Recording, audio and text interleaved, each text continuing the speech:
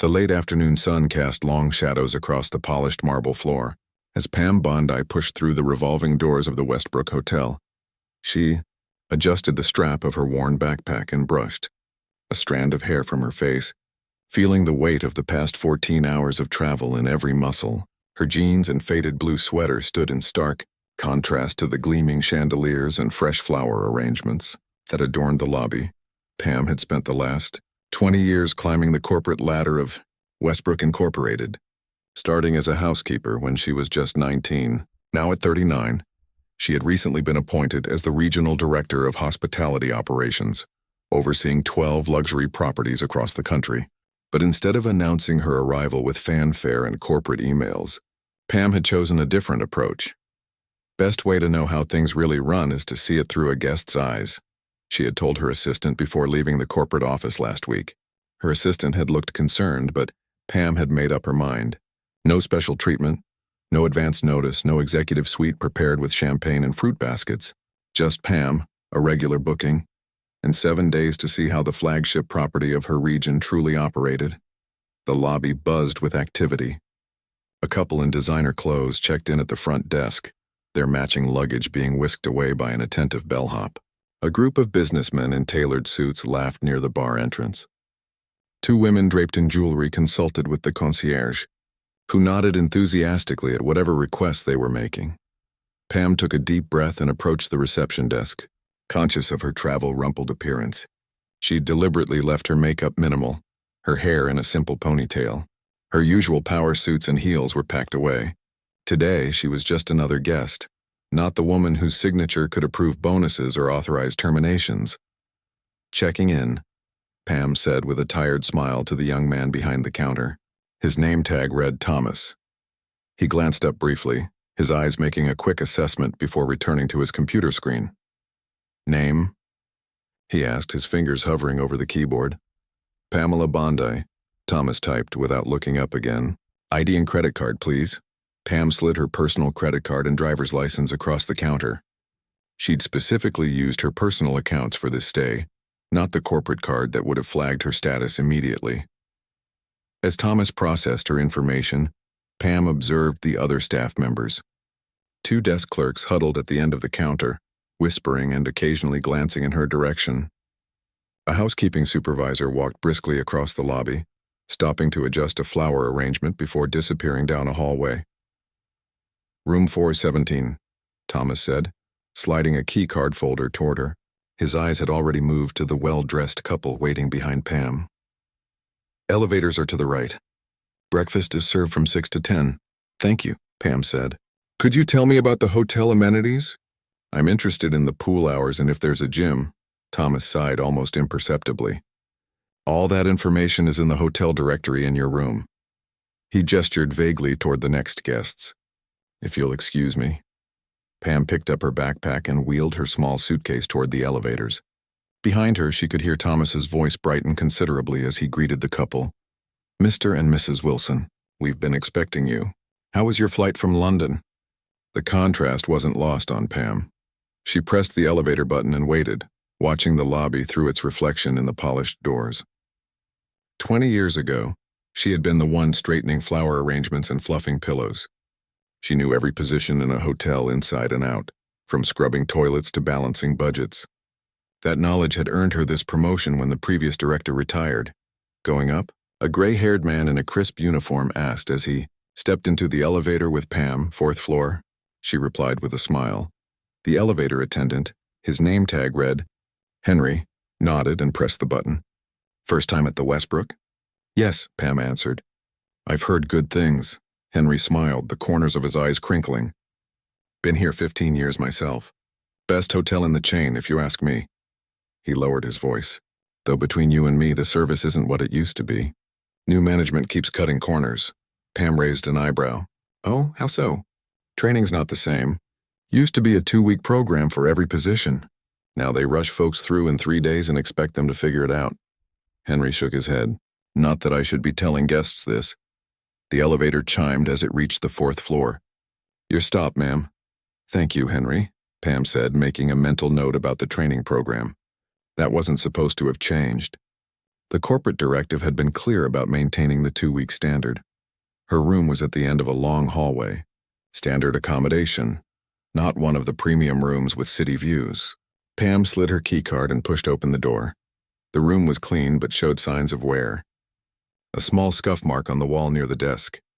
A slight fray in the carpet by the bathroom door.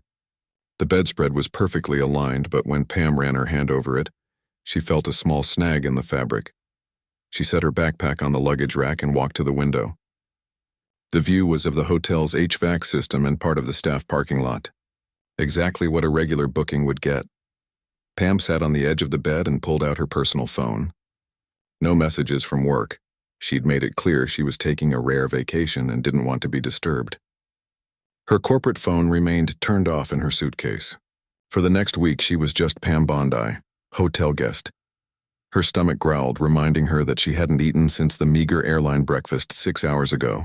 The hotel restaurant would be a good next test. Pam freshened up quickly, splashing water on her face and running a brush through her hair. Still casual, still unremarkable. The elevator ride down was quick. Henry wasn't there this time, replaced by a younger man who spent the entire descent texting on his phone, barely acknowledging Pam's presence. The hotel restaurant, the Sapphire Room, was half full when Pam arrived. A hostess looked up from her conversation with a server, her professional smile not quite reaching her eyes. "Table for one?" she asked, picking up a menu. "Yes, please," Pam replied. "Could I have a table by the window?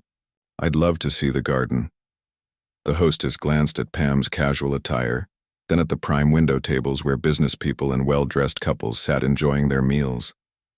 "I think we have something available," she said, leading Pam past all the window seats to a small table near the swinging kitchen doors. "Would this work?" the hostess asked, though she was already placing the menu on the table. Pam nodded and sat down. The constant swing of the kitchen doors would mean servers rushing past her table all evening, and the clatter of dishes and kitchen commands was clearly audible. This was definitely where they seated guests they deemed less important. A server approached her table after Pam had been seated for nearly 10 minutes, despite the restaurant being only half capacity. "Something to drink?" he asked, not introducing himself or making eye contact. "What wines do you have by the glass?" Pam asked. The server sighed. "House red or white is $8. The list is on the back of the menu." Pam flipped the menu over, noting that the wine list featured several exclusive bottles from vineyards that Westbrook had partnerships with. The server should have highlighted these. "I'll try the Cabernet," she said, pointing to one of the mid-priced options. "Food?" the server asked, still not writing anything down. "I haven't had a chance to look at the menu yet," Pam said gently. "Could you tell me about any specials tonight?" The server's eyes finally met hers, revealing undisguised impatience. "Chef's special is the salmon. Comes with rice." He tapped his finger on the table. "I'll get your wine." As he walked away, Pam observed the rest of the restaurant. At the window tables, servers were kneeling beside guests describing dishes in detail. One was opening a bottle of champagne with flourish for a laughing couple. Another presented a dessert with what appeared to be a sparkler. 2 tables away, Pam noticed a middle-aged couple receiving similar treatment to hers. The woman leaned over to her companion and whispered something that made him frown at their servers retreating back. Pam's wine arrived, poured at the service station and placed unceremoniously before her. She took a sip and opened her notebook, jotting down observations while pretending to write in a travel journal. 20 minutes later, after a meal served with minimal interaction, Pam signed the check and headed back to the lobby. She paused by the concierge desk, where a young woman was arranging brochures. "Excuse me," Pam said. "I was wondering about local attractions. What would you recommend for someone with just a week in town?" The concierge looked up. "Most popular is the Art Museum, 10 blocks east." She returned to her brochures without offering a map or additional suggestions. Pam thanked her and walked toward the grand staircase that curved up from the lobby. She sat on one of the plush benches positioned to overlook the space and watched. For nearly an hour, she observed the ebb and flow of the hotel operations, noting which guests received attention and which were hurried through interactions. As night fell outside the grand windows, Pam finally headed back to her room, her mind already organizing the pages of notes she'd taken. Tomorrow she would explore more of the hotel, use the Pam woke to the sound of a housekeeping cart rattling past her door. Sunlight filtered through the gap in the curtains, casting a narrow beam across the carpet. She checked the time, 7:30 a.m. Perfect for breakfast service and observing the morning shift. She took her time getting ready, pulling on a pair of khaki pants and a plain navy sweater. Nothing flashy, nothing that screamed important guest. 20 minutes later, she stepped into the hallway, nearly colliding with a housekeeper pushing a loaded cart. "Sorry," Pam smiled. The young woman barely glanced up, continuing down the hall without acknowledging her. Pam made a note on her phone, another strike against the hotel's famous Every Guest Matters policy she had personally helped craft years ago. The breakfast buffet was bustling when she arrived. Business people tapped on laptops while picking at fruit plates. Families with sleepy children piled pancakes onto colorful plates. A group of older tourists huddled over a map, planning their day. "One for breakfast?" the host asked, his gaze sliding past Pam to the well-dressed couple behind her. "Yes, please," she replied. He led her to a small table wedged between a service station and the path to the kitchen, almost identical to her dinner placement the night before. Pam sat down and observed the room. The best tables by the windows were occupied by guests in business attire or designer clothes. Everyone else sat in what the staff clearly considered second-tier seating. A server appeared, coffee pot in hand. "Coffee?" He was already pouring before she answered. "Thank you. Could I get some cream?" "On the buffet," he replied, gesturing toward the spread of food across the room. "Help yourself whenever you're ready." He walked away without offering a menu or mentioning any a la carte options, which Pam knew existed. At the buffet, Pam filled her plate with eggs and toast, then paused near two staff members who were restocking the fruit section. "Can't believe they booked 3 corporate events on the same day," one whispered. "Lobby's gonna be a nightmare." "Tell me about it," the other replied. "And Richardson wants a full inspection of all banquet areas by noon." Pam's ears perked up. Richardson was the hotel manager, the person she was supposed to meet with next week in her official capacity. So there were 3 corporate events today? That wasn't on any schedule she'd seen. Back at her table, Pam ate slowly while watching the room. Servers hovered attentively around certain tables while practically ignoring others. When she tried to catch someone's eye for a coffee refill, 3 different staff members looked right past her. After 15 minutes, she finally flagged down her original server. "Excuse me, could I get more coffee?" He returned with the pot and topped off her cup without a word, then hurried away to fawn over a table of guests in expensive jewelry. Pam finished her breakfast and left cash on the table, including a generous tip despite the service. She wanted to see how the staff interacted with all guests, not just how they treated her. The lobby was indeed becoming crowded, just as the staff had predicted. Men and women in suits streamed through the revolving doors, many wearing name badges for something called the Regional Finance Summit. Pam overheard a front desk clerk explaining that the Pacific Ballroom was on the queue, mezzanine level. Perfect opportunity to observe the hotel, handling a major event.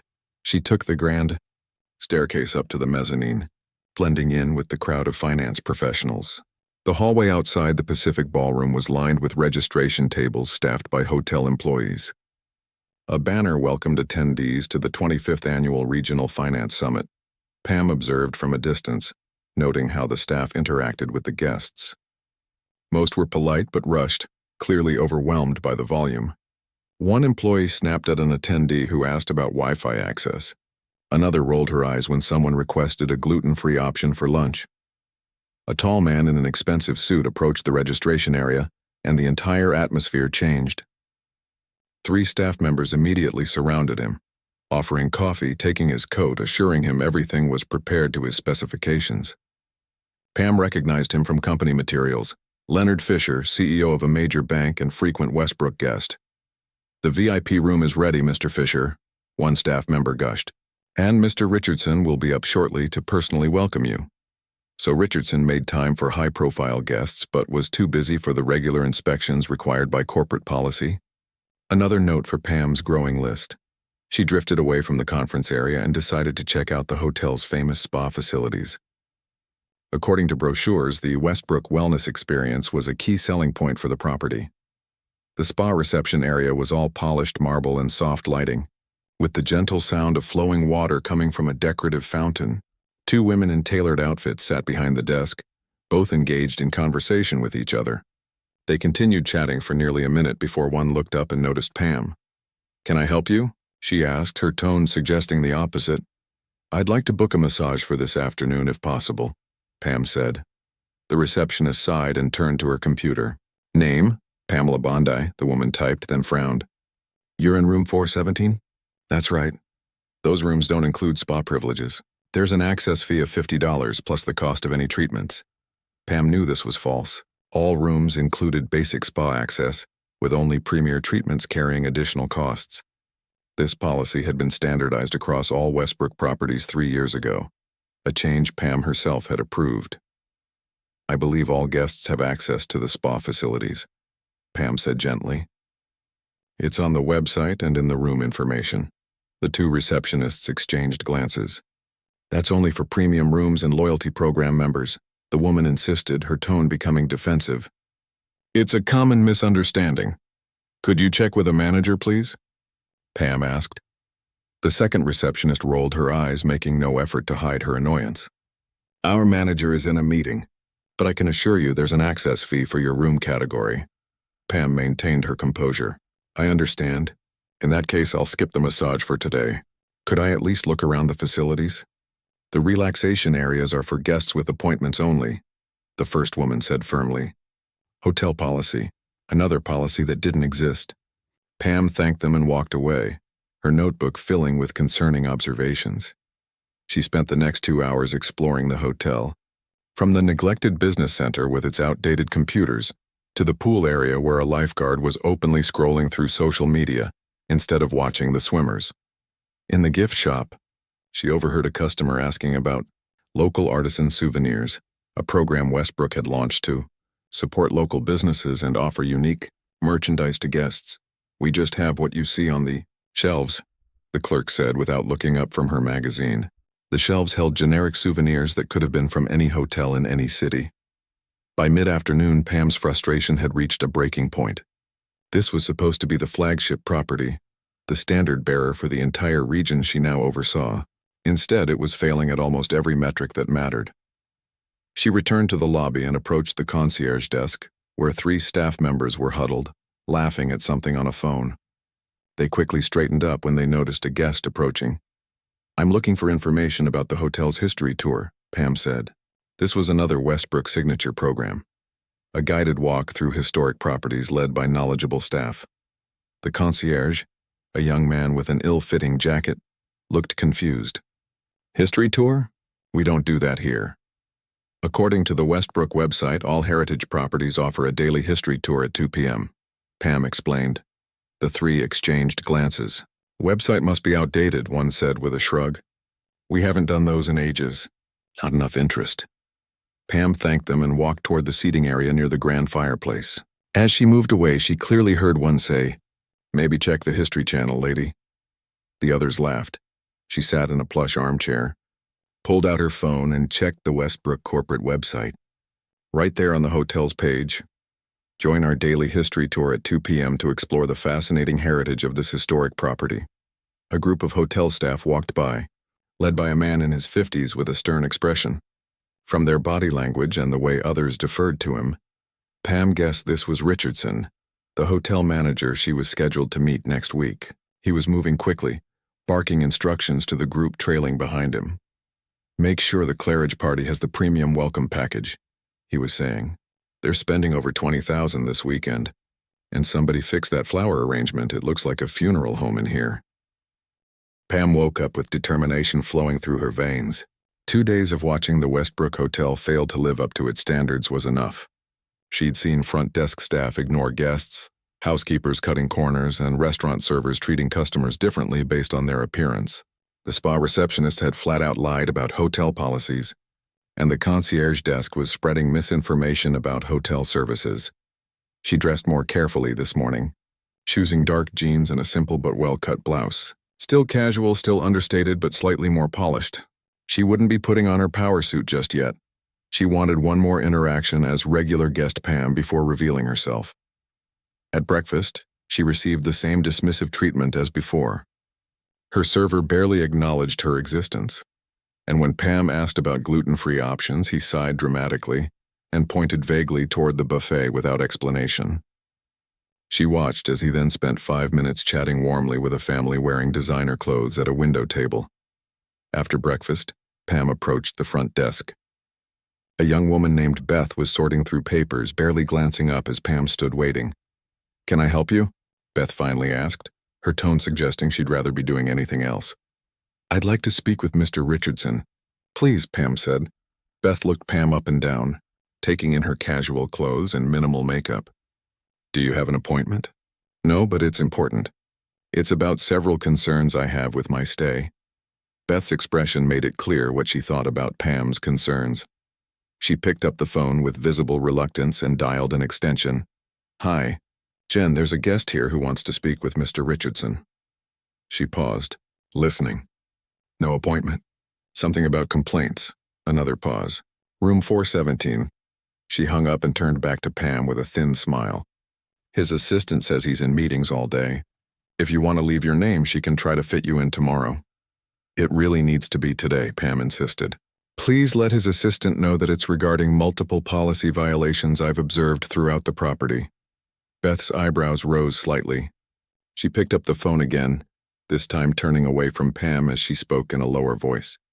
After a brief conversation, she hung up and turned back. "His assistant can give you 15 minutes at 2 p.m. She'll meet you in the lobby."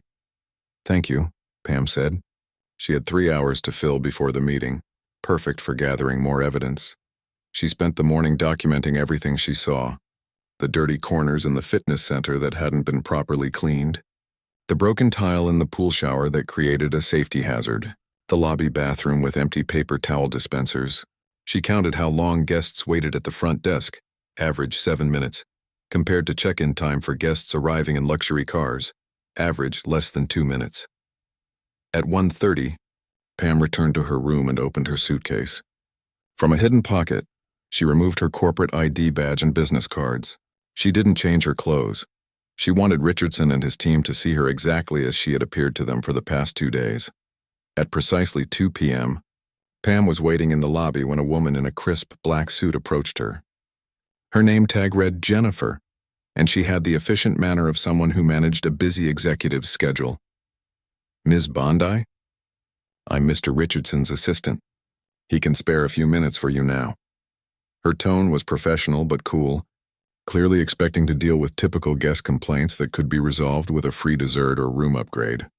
"Thank you, Jennifer," Pam replied. Jennifer led her through the lobby toward the administrative offices, walking briskly as if hoping to get this over with quickly.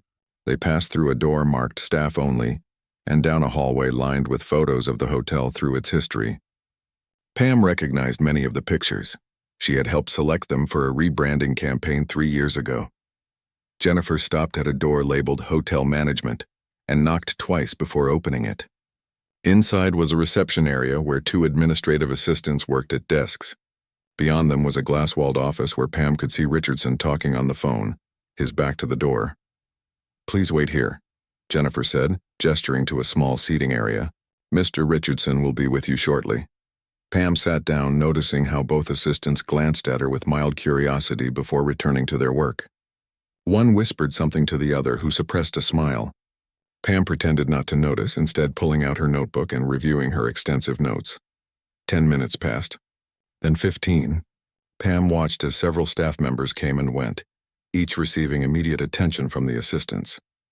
At 20 minutes, Jennifer approached again. "Mr. Richardson is still on an important call. Are you sure I can't help you with whatever concerns you have? I'm authorized to offer compensation for any inconveniences."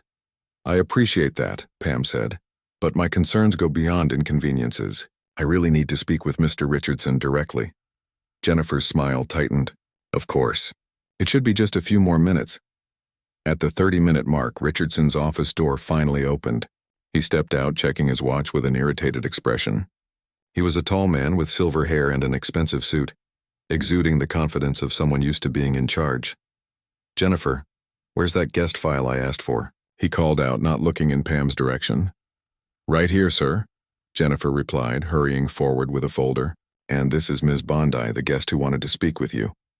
Richardson glanced at Pam, his eyes making the same quick assessment she'd seen from so many staff members. His expression clearly said not important. Yes, right, he said distractedly. Let's make this quick. What seems to be the problem, Ms. Bondi? Pam stood up. Several problems, actually. I've been staying at the hotel for 2 days, and I've noticed numerous issues that don't align with Westbrook's corporate standards. Richardson's expression shifted to mild annoyance. Corporate standards? Are you with some sort of review company? You could say that, Pam replied, reaching into her pocket. She pulled out her corporate ID badge and held it up. Pamela Bondi, Regional Director of Hospitality Operations for Westbrook Incorporated. I oversee 12 properties, including this one. The color drained from Richardson's face. Jennifer gasped audibly. The two assistants froze at their desks, eyes wide with shock. Ms. Bondi, Richardson stammered. We weren't expecting you until next week. That was the official visit, Pam said calmly. I wanted to experience the hotel as a regular guest first. I see, Richardson said, visibly struggling to regain his composure. If I had known, that's exactly why I didn't tell you, Pam interrupted. I wanted to see how your staff treats ordinary guests, not VIPs or corporate executives. She opened her notebook. In the past 2 days, I've documented 47 specific violations of Westbrook corporate policies. Everything from misrepresenting spa access fees to abandoning the daily history tours that are advertised on our website. Jennifer had backed up against her desk, looking as though she might faint. One of the assistants was frantically tapping at her keyboard, perhaps checking if Pam was who she claimed to be. Most concerning, Pam continued, is the pattern of treating guests differently based on their appearance or perceived wealth. I was seated by the kitchen at every meal. I was lied to by spa staff. I was ignored by front desk personnel. And I was made to wait 30 minutes for a meeting that was scheduled for 2 p.m. Richardson's face had gone from pale to flushed. Ms. Bondi, I can explain. I'd rather you didn't try to explain it away, Pam said firmly. Instead, I'd like you to gather your department heads for an emergency meeting. Today, we have serious issues to address. Of course, Richardson replied quickly. Jennifer, call everyone in. Use the main conference room.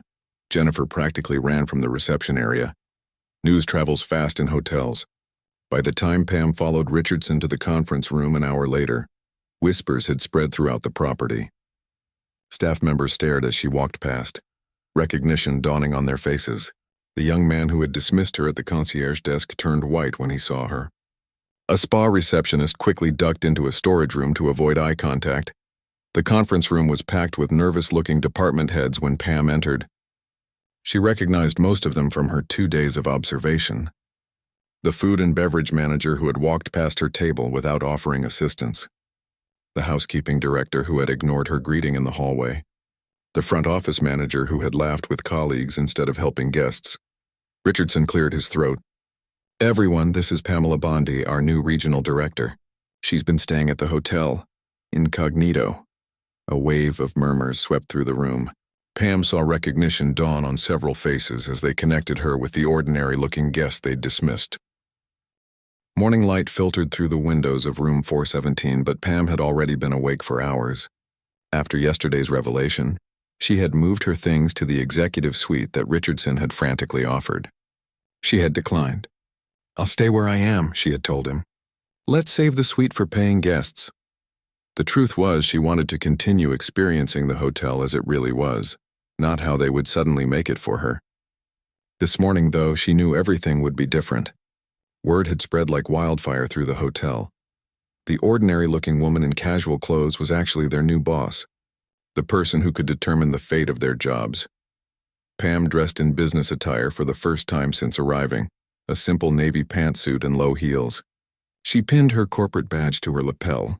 The time for undercover work was over. Today was about finding solutions. When she opened her door, she nearly tripped over a large gift basket that hadn't been there the night before. Inside were expensive chocolates, wine, and a handwritten note of apology from Richardson. She left it in the hallway with a note for housekeeping to share the contents with the staff break room. The difference in the lobby was immediate and almost comical. Staff members who had barely glanced at her before now snapped to attention as she passed. The front desk clerk stood straighter. A maintenance worker who had been checking his phone quickly pocketed it and pretended to examine a light fixture. Good morning, Ms. Bondi, called the front desk manager, hurrying across the lobby. "Is there anything I can help you with today?" His smile was so wide it looked painful. "Just coffee for now, thank you," Pam replied. "I'll be in the restaurant."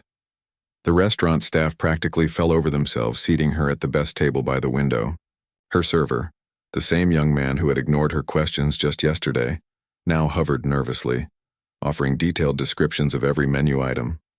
"Really, just coffee is fine," Pam said gently. She could see his hands trembling slightly as he poured.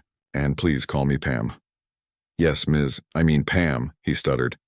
"I just want to say about the other day." Pam held up her hand. "We'll have time to discuss everything. For now, I'd like you to treat me exactly as you would treat any other guest. That's what I want to see happening with everyone who comes through our doors." He nodded rapidly and backed away. Through the kitchen doors, Pam could see staff peering out at her, then ducking back when she looked their way. This performative service wasn't what she wanted either. Fear-driven hospitality was just as bad as neglect. At 9 o'clock, Pam met with Richardson and the department heads in the main conference room.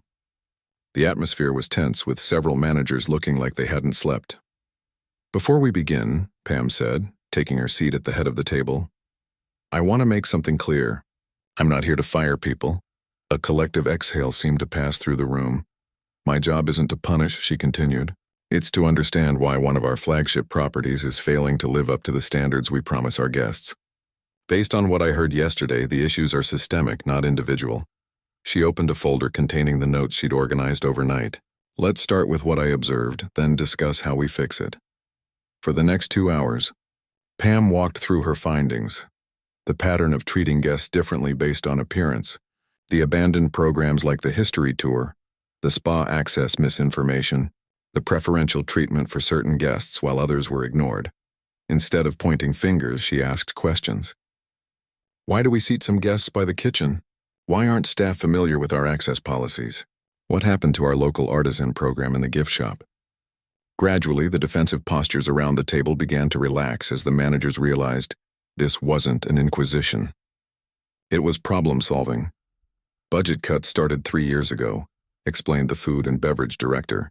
"We lost staff but kept the same number of tables. Servers can only handle so many guests, so they prioritize. Prioritize based on who might tip better," Pam clarified. The director nodded uncomfortably. The spa manager spoke up. "The access policy changed so many times, the staff got confused.